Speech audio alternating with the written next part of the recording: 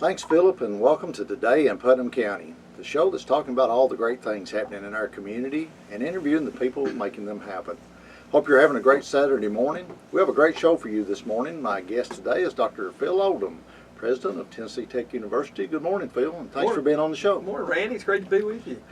We got a lot to talk about. Yeah, we do. A lot going on. Tech is unbelievable right now with all the growth and everything going on. But before we get into a lot of those topics, kind of give us a little bit of background about yourself and what brought you to Tennessee Tech. Sure, I'd be glad to. Of course, I'm in my 7th year now, so Wow. it's gone pretty fast. But I grew up in West Tennessee, in a pretty small rural area just south of Jackson, Chester County. After college, I graduated from Freed-Hardeman University there in my hometown, and went to Texas A&M to do doctoral work in chemistry. Then ended up, I bounced around a little bit, but took my first teaching job at Mississippi State University, and stayed at Mississippi State teaching chemistry, and was department head for a while, and then dean of the College of Arts and Sciences. But all told, I was at Mississippi State for 21 years. Wow. Yeah, all 4 of my kids were born in Starkville, and so kind of thought that was home, I guess. And then opportunity came knocking in 2007 to go to the University of Tennessee Chattanooga as provost. So we packed up, moved to Chattanooga, and loved that experience, and thought that was home for about 5 years. And then Not to be, then opportunity came knocking again to come to Cookeville and have this great opportunity to be president of Tennessee Tech. So we love being here, fortunate to be here, and seeing a lot of good things happening. Absolutely. So What was the, maybe I dreamed this, but you came to a TSSAA football game? Yeah, I did actually, yeah. It was I'm guessing it was the 2nd year that we had the playoffs that here. we had the playoffs here in Cookeville. Of course, I said we lived on Signal Mountain there in Chattanooga, and had a home there. Kids were in school at Signal Mountain, and Signal Mountain was playing in the championship. In the championship, right. I think it was the Division I championship that year, and so I brought my kids up. They wanted to come to the game, and we came with a bunch of kids from Signal Mountain and enjoyed it. And I just remember sitting in the stands that day thinking, "Wow, this is a pretty nice place," Little did you know I had no idea that you were going to be president. About a year later, yeah, we were a little over a year later. We were looking at moving to Cookeville. So yeah. That's a great and actually, story. Sam, my son, was on that trip, and now he's on the football team here at Tech as a freshman. Great. So. We're so glad you're here, and hard to believe it, 7 years has went by that fast. Yeah, it's gone fast. We've been busy. It really have. Well, let's talk about some of that. Probably the hottest topic that I know of when it comes down to Tennessee Tech is all the construction and building projects going on campus. Yeah. Tell us about those, and kind of just go through each project and what all is happening on well, campus. there is a lot, and we've got about 15 or 16 separate projects going on concurrently right now. It's a lot. It's about $180 million worth of capital construction total going on campus at this moment. And before I get into some of that, though, let me just say how important this is.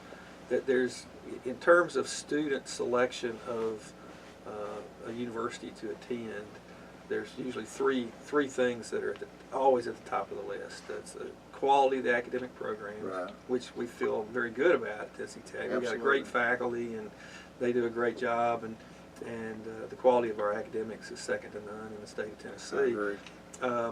So we're in good shape there. Second is cost of attendance. The cost, and we all know it is expensive to go to college. It's an investment. It's a major investment in the lives of these students, and we want to make sure it pays off. But we're also in a good place in terms of price point.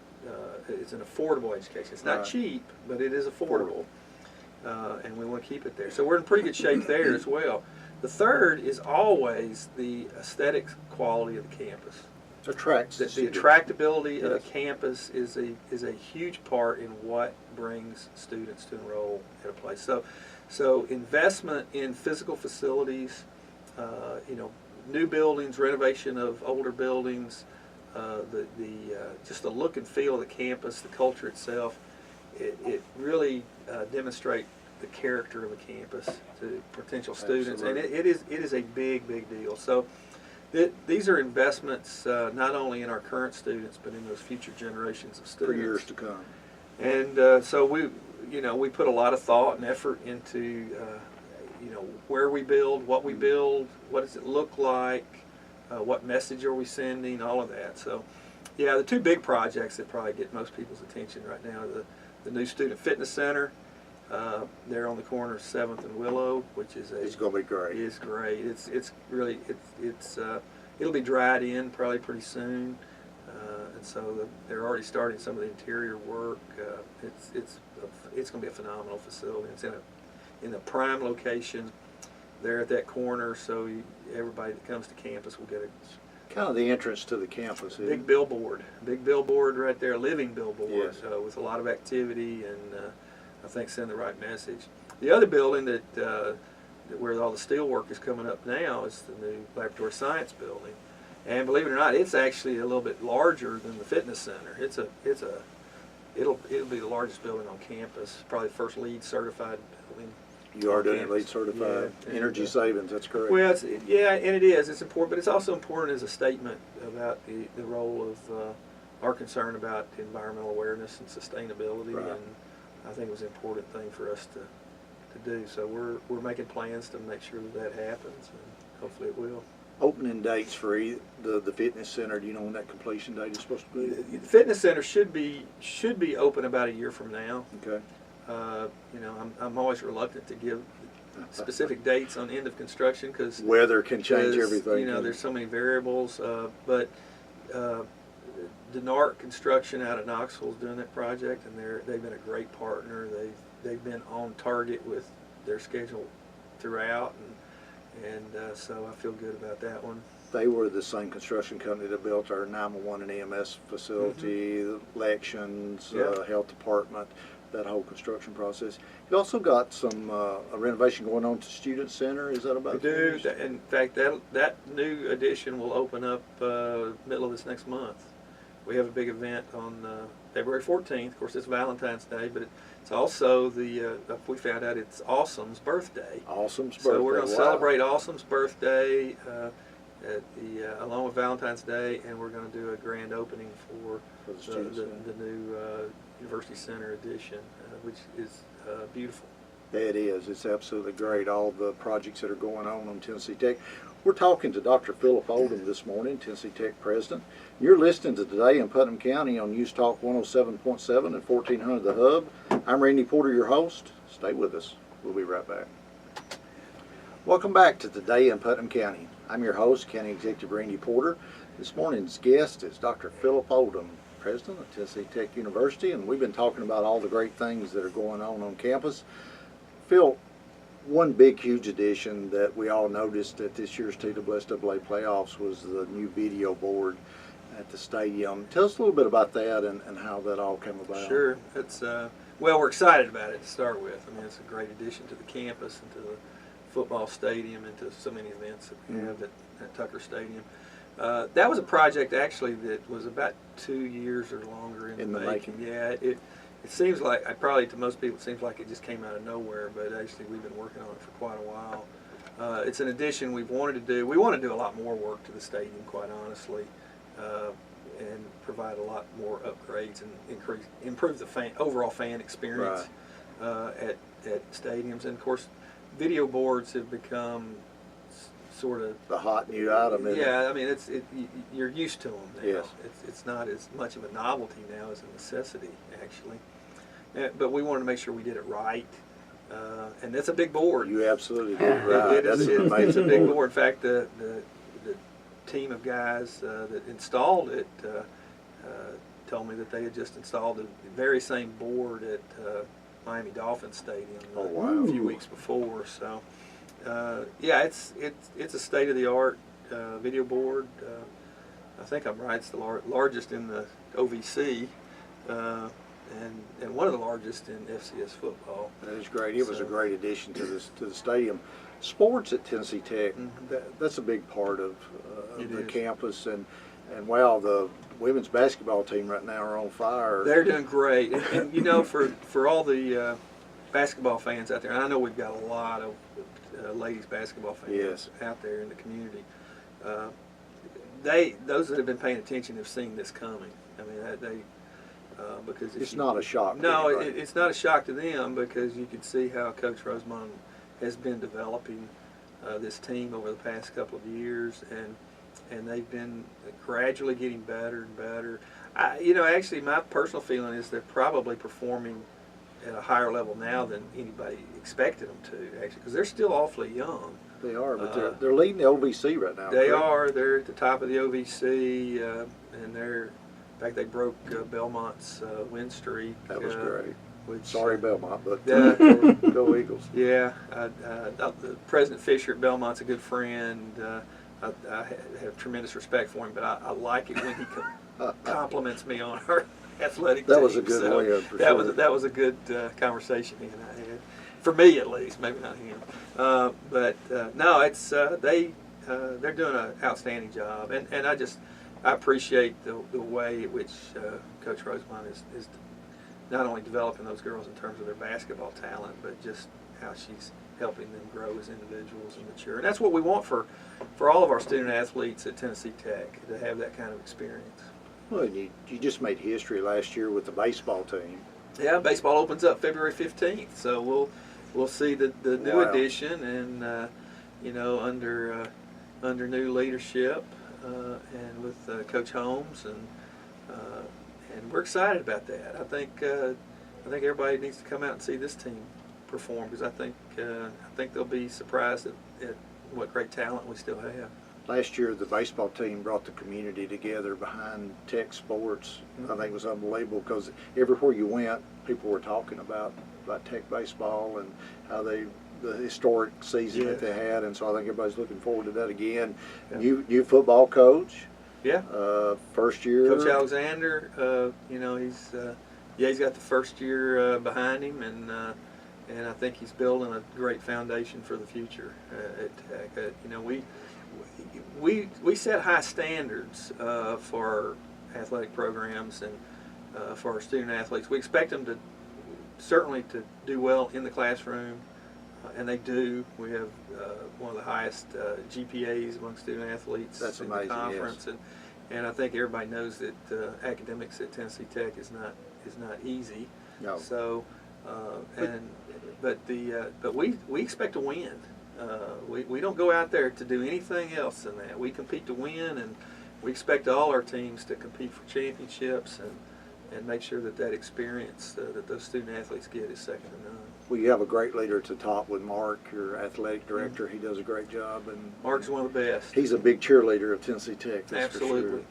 For sure. Let's talk about the Carnegie research classification. Sure. I understand that you moved up in the rankings, and we did. This is probably some, no pun intended, inside baseball with some folks that may be listening, but as I said, we compete to win in everything that we do, and that's not just on the athletic field.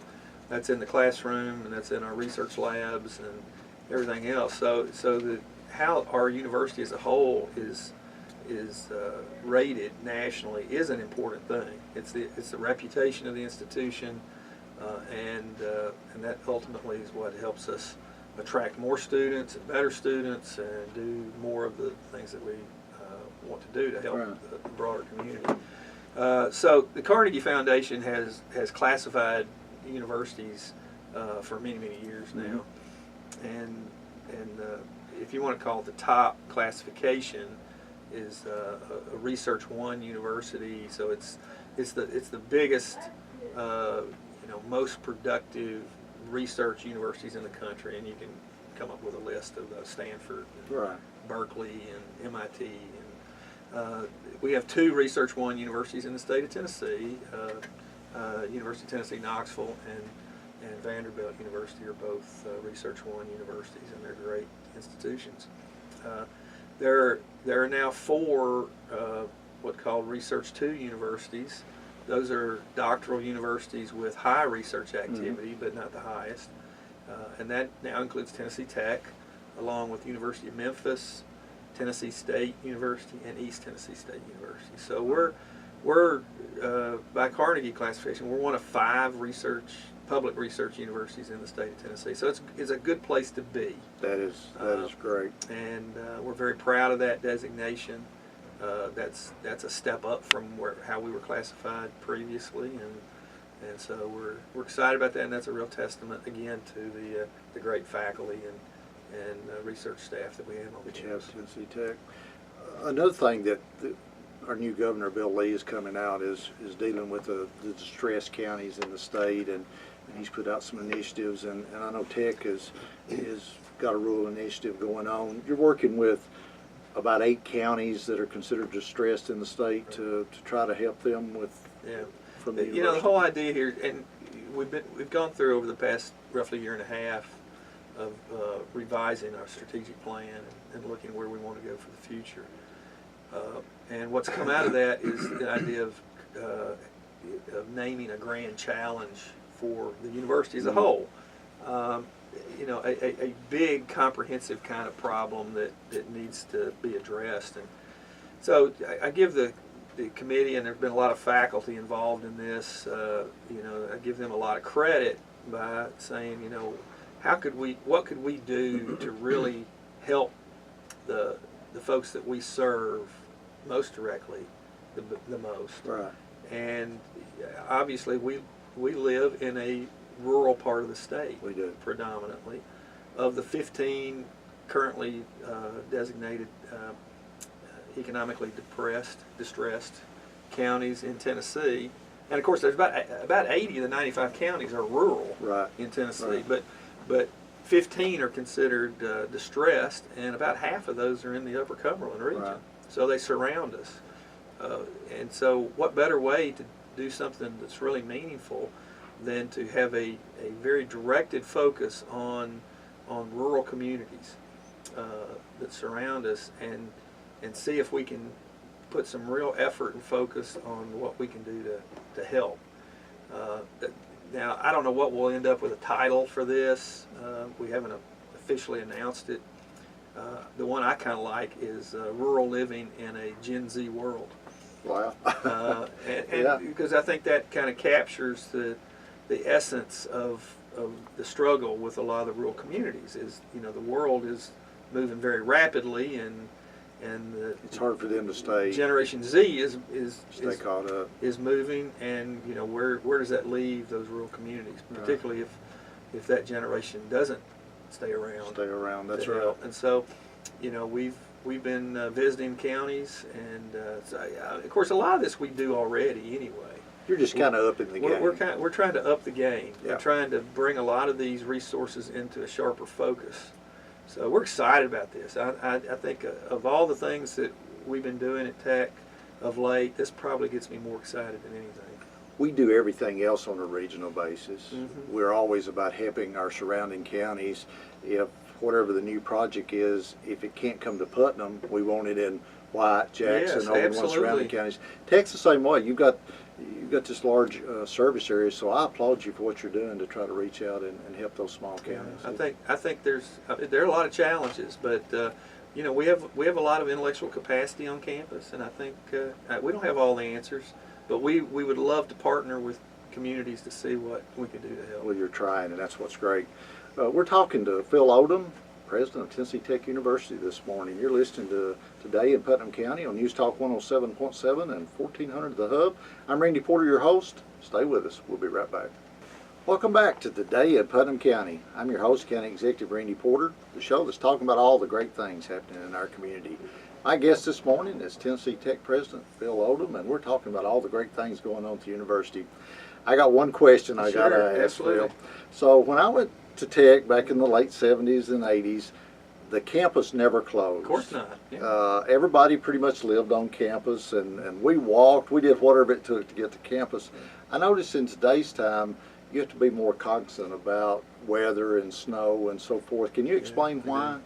Well, yeah, and it has changed. I think that's true. I think expectations among students and families have changed some as well, but certainly the distribution of our students has changed a lot. We have only about 25% of our students actually live on campus. So that's totally flipped from what it was years ago, right? So we have, probably another 50% of our students live in the Cookeville community, so probably within 5 or 6 miles of campus. So still, they're all of them are kind of subject to local weather conditions for the most part. But we have another large group of students that commute significant all over distance the region? all over. Salina, Byrdstown, Right. Crossville, Sparta. Some 50 or 60 miles or more. So you have to be aware of their safety and Right. security as well. And so there's a lot of things to consider. Obviously, managing a campus the size of Tennessee Tech is sort of like a small town, or actually a pretty decent sized It town. is. And so we have all the police issues, we have the traffic issues, Safety issues. we have like I said, we have a lot of students living on campus, so we have to take care of their physical needs in terms of food and making sure their dorms are warm and dry and all that. So there's a lot of considerations that go into that, but ultimately it's always about the safety of everybody Absolutely. concerned. And so, if we're going to make a mistake, we tend to make a mistake on the side of Err safety. on the side of caution, yes. But it's always a balancing act, and as you know, even the best weather reports are often inaccurate, Absolutely. and the timing of them is often problematic. So we try to communicate as early in the process as possible and get the word out. So everybody can make good choices. I think you're doing a great job taking care of the students. That's what it's all about. Well, that's why we're here. Class is a little late or they miss a day. It's not the end. We can work around that. Absolutely. Yeah. I want to talk a little bit about economic development. Sure. Tennessee Tech is a huge part of our economic development team, and when I came in as county executive, I saw that firsthand at how one of those seats at the table was Tennessee Tech. Amazed a little bit as we go forward with bringing all the new companies and new jobs into Putnam County. Some of those companies would not be here today if it was not for Tennessee Tech, and Right. SAIC, the defense contractor, Right. is definitely one of them. Sure. That I think they were looking specifically at Tennessee Tech. I know that takes a lot of extra effort when it comes to Tennessee Tech's part, but that seems like a high priority with Tennessee Tech to be involved in our economic It is. development. Well, it's a high priority for me. I'll be honest. That's one of the reasons I wanted to be a president of a university, particularly a university like Tennessee Tech. We know we live in a technological age. That's all around us, Right. and we know the future economies are driven by technological disruptions and advances, and all of these companies, all these job creators, the most valuable commodity they're looking for is talent. Talent, right. And that's what drives them. That's what drives them to locate in a particular place and establish partnerships. And Tennessee Tech has that. We have talent. An endless stream of talent. Hopefully we're getting better and better about producing that. So, higher education is an interesting business. It's the only one I'm aware of where the customer and the product are the same thing. Right. The student is our customer, but they're also our product as they graduate, and that's what attracts these companies to Cookeville and places like Tennessee Tech. And we want to make sure we're a good partner with the community, with the city, the county, state economic development authorities, and everybody else to make sure that talent pool is available for those opportunities. And we want to make sure that those graduates stay here in our Yes. community. A few years ago, they were having to drive and go to other places to get jobs after they Yeah. graduated.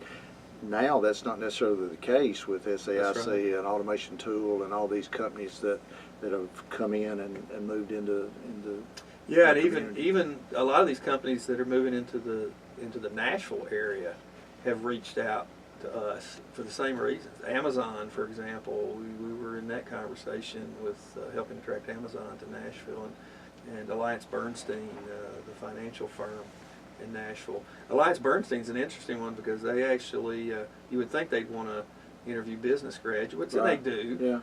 But they were even more interested in how they could interview engineers. Wow. Again, because of the skill sets, the analytical skills, the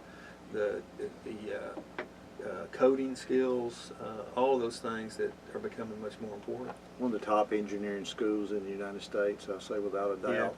No question. Doing a great job. In our final few moments, I want to talk about state changed the way that universities are kind of oversight of universities recently. And you have a local board. We do. That oversees you. How's that working? Good? I think it's fantastic. It's been a very welcome change. It's I think for most people probably it hasn't changed anything very substantially because we were governed by a board previously. We're still governed by a board.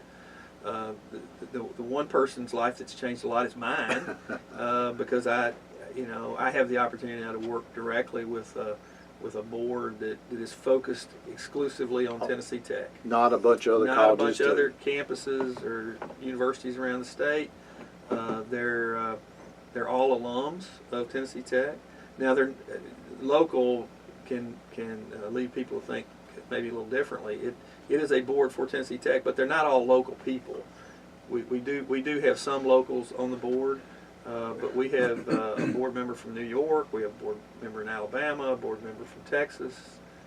Barry Wilmore, astronaut, I believe. Astronaut from Houston, yeah, who's a Tennessean. Yes, he is. So we reach some alumni throughout the nation to bring their particular expertise, and they're all wonderful people. They do a great job. They have Tennessee Tech's interest at heart, and they have great ambition for the campus. My vision is pretty high, and I set high expectations, but these folks push me. They're raising the bar a little bit for you. They push me, and that's what you want. It's exactly what you want.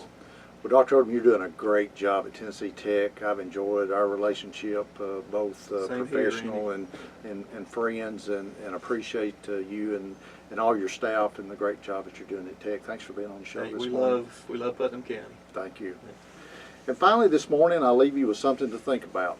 We've been talking this morning with Tennessee Tech President Philip Oldham about the future of our university. Tennessee Tech is a huge part of our community, and we should never take it or the students for granted. If not for Tech, we would not have a lot of the new businesses that are located in our county. Also, we will not have enough workforce to fill all the new jobs. You see, Tech students fill a lot of both those part-time and full-time job openings that have come available in our community. The fiscal impact to our county alone that the college has is in the tens of millions. We are very fortunate to have over 11,000 college students here every day, and they are a huge part of our future and the success of our county. I learned early in my tenure as county executive that Tennessee Tech is one of the key things new companies wanting to move here are looking at. An endless stream of graduates to hire. Perfect example is SAIC that we were talking about earlier. We have a great university, and we should be very thankful it is here in Putnam County. That's our show for today. I want to thank you for being with us this morning. I also want to thank my guest, Tennessee Tech President Phil Oldham, for being here. Hope you'll join us every Saturday morning at 10:30 for Today in Putnam County, right here on News Talk 107.7 at 1400 The Hub. Remember, you can download the WHUB app and listen to us on your cell phone from anywhere in the world. If you miss any of our shows, check out my new website, randyporter.org, where you can listen and watch all our past shows. And also, don't forget to follow me on social media, Facebook, Twitter, and Instagram. I'm your host, County Executive Randy Porter, hoping you have a great rest of your Saturday, and may God continue to bless our great county.